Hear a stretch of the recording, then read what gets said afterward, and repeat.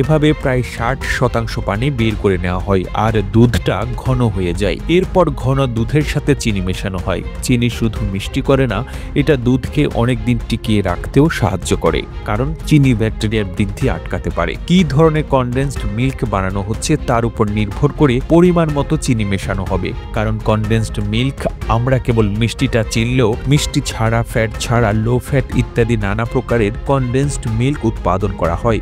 আপাতত রেগুলার অর্থাৎ মিষ্টিটা নিয়ে কথা বলা যাক। চিনি মেশানোর পর দুধ আবারও গরম করা হয় যাতে চিনিটা ভালোভাবে মিশে যায় আর দুধ আরো মসৃণ হয়। এই গরম করার ফলে দুধে থাকা পানি আরো কমে যায়। এরপর দুধটাকে ধীরে ধীরে ঠান্ডা করা হয়। এটা খুব সাবধানে করা হয় যাতে চিনির দ্বারা জমাট বেঁধে না যায়। এরপর দুধটাকে আরেকটা প্রক্রিয়ার মধ্য দিয়ে যেতে হয় যাকে বলে হোমোজেনাইজেশন। এখানে দুধটাকে খুব জোরে ছোট ছোট ছিদ্রের মধ্য দিয়ে চালনা করা হয়। এতে ফ্যাটের কণাগুলো ভেঙে যায়